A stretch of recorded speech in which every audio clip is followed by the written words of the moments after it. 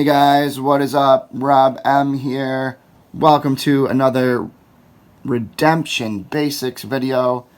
And this week we are talking about the Silver Heroes, building a deck from the Silver cards from the I deck. So this is Redemption building, deck building basics. We have Gathering Angel, search each discard pile for a hero and top deck them. We have Gabriel. You may search your discard pile for a silver enhancement. This is going to allow you to keep using some great battle-winning enhancements over and over. We got the big Legion of Angels, a weapons class, or warrior class hero, I should say. We have Glad Tidings, negate and discard the last evil enhancement played in battle. And again, you're going to want to have some negate cards in your deck so that you can negate what your opponent does to you. We got Angelic News, draw 1 or 2 if used by Gabriel. I love this enhancement because it targets all evil characters in battle. Overwhelming Presence, underdeck all evil characters in battle. Great card. Alright, and then Angelic Guidance. It's going to allow you to look at your opponent's hand, see what they have. If they don't have much, you're going to want to know that you can go into battle against them to win a lost soul. And then you may search your deck for a silver card. So you might want to get out Overwhelming Presence or maybe one of your other battle-winning enhancements. So this deck I built not too long ago, maybe a few months ago. I built this deck specifically for my son, the assistant. So this is the deck that he gets to use. He's built his own since then, but I just want to share with you guys more ways to build decks from your starter decks. So since we were talking about silver, we'll just kind of show you all the silver cards, and then we'll go on to the next set of cards. We got Intending Angel, search deck for a good enhancement, or discard an evil card placed on a hero. So another guy that can get out an enhancement from your deck. We got Guardian Angel, hear a hero. Protect selected human hero from special abilities on opponent's card. Angels have access to all sites. So this is a way for you guys to get site access. Angel of Deliverance, heroes access to any site. Any guards on the site are immediately prevented and discarded. If hero wins, holder may return any hero held captive at the site to player's territory or count as a redeemed soul. So really, I just put this in here for more site access. And then we have the little Angel at Jerusalem. He's 2/2. It's going to give you initiative to use those battle-winning enhancements. And he also has site access. And he is from the Warrior set, and I believe I just picked him up. I did have him, but I picked up this copy in one of the booster boxes. So I thought this would be a neat card to include. And I actually took out Angel of Bethesda, which is an I deck starter card, to put this one in. This one has a special ability, and I believe it has slightly smaller numbers for better initiative. Angel in the Path. This hero has access to any site and is immune to the Grey Brigade. Alright, is immune to the Grey Brigade, so make sure you don't pair him with the Grey Brigade defense. And he is a warrior class hero from the preset. So it looks like I put a lot of site access heroes in this deck. Alright.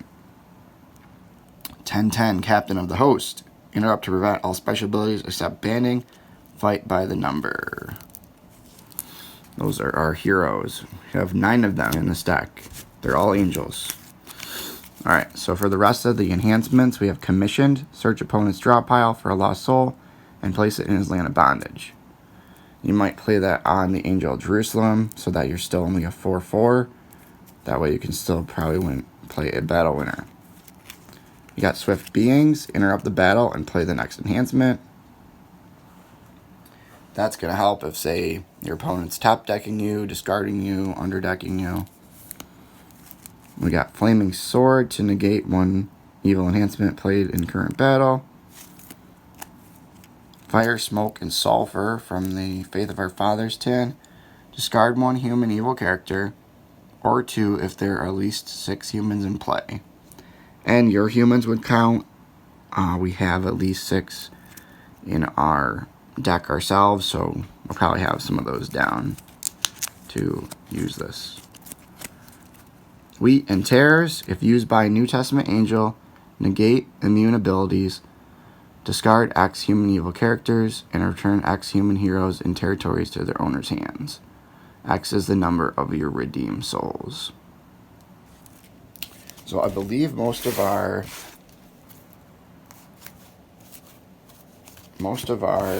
angels are New Testament. If they're not, they might not have been when I initially built the deck, but I probably switched them out. See, Angel at Jerusalem is Old Testament, so you got to be careful to not play. And so is Angel on the Path. His numbers, as well as Captain of the Host, which that ability is not going to work on him anyway. So aside from those 3, Wheat and Tares can be played on the 6 other heroes. Alright, we got Book of Life. Discard all New Testament evil characters in play. This is nice because we're running Old Testament brown evil characters, so it's not going to affect our evil characters.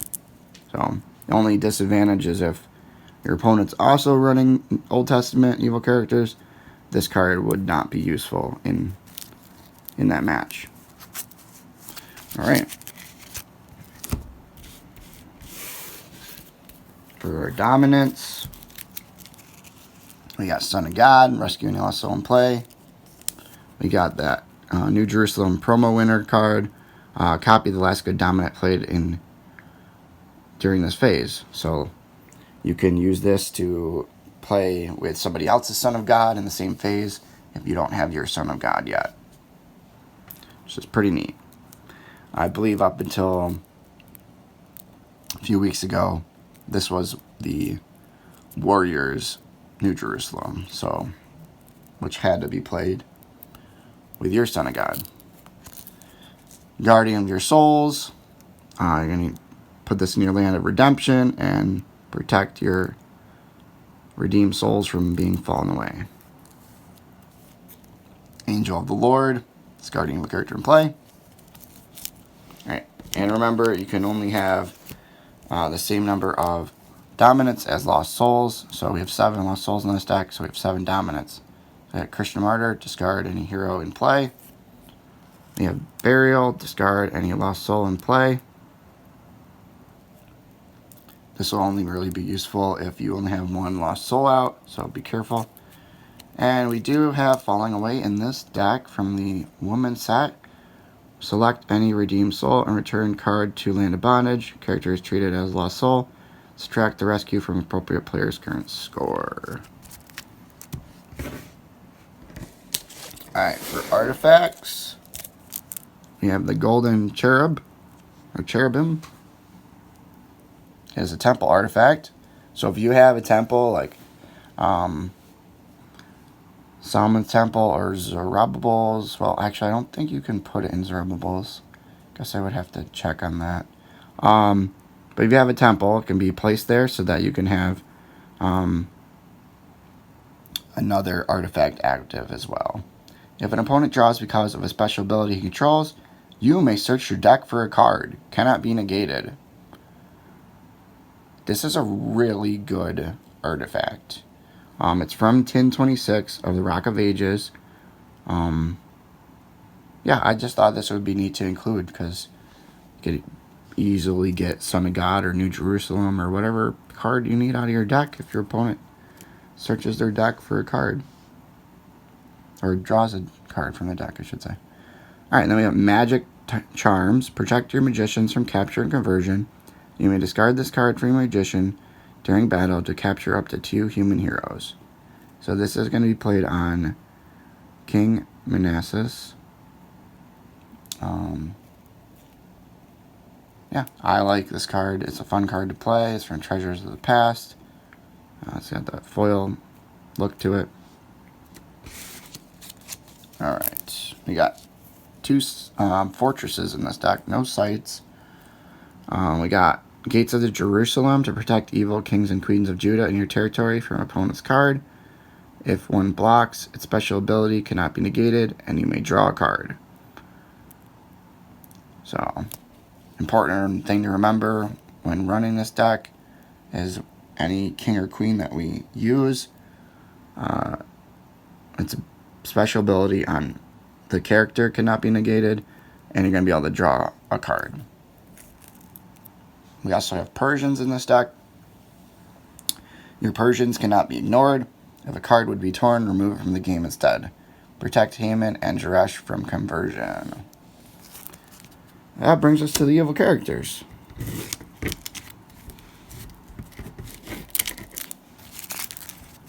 We got King Rehoboam. Boy, could I ever never say that name right. If blocking, select any two heroes in territory to fight each other. Protect this character from opponent's card during that battle. Okay. We got King Ahaz. Search deck for high places. We don't have high places in this deck. You could search your deck, though, if you wanted it to be shuffled again. Because it doesn't say may search deck for high places. It says search deck for high places. So you have to do it. Brown evil characters may use Old Testament enhancements regardless of brigade. Cannot be negated. And we have Zeresh. Protect Zeresh and Haman from conversion. May ban to Haman to search the top 6 cards of your draw pile for an evil card. Return the rest in any order. Alright.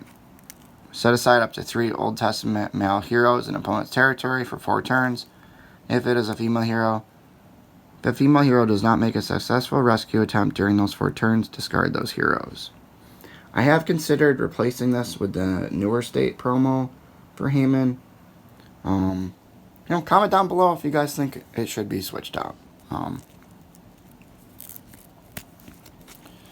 We got this king here may ban to King Joram of Israel. If King Uzziah is discarded, search your draw pile for Athila and put her in play. And there she is. So she gains 1/1 for each purple grade hero discarded or captured while she is in play. She is also 2/2. She's going to have great initiative to play some battle stoppers. And then we have King Zedekiah. Dungeons of Malachi cannot be negated. Discard Zedekiah after battle if a Babylonian character is in play. We got King Amon. Blocking and King Manasseh is in your discard pile. Search discard pile for a brown Old Testament evil enhancement or an Old Testament artifact depicting an idol. So this is going to be useful for getting out brown evil enhancements, especially if this guy is in your discard pile. May ban to a demon or a magician, or you may discard 2 of your human evil characters to return a hero to owner's hand. Those are the evil characters. Our enhancements.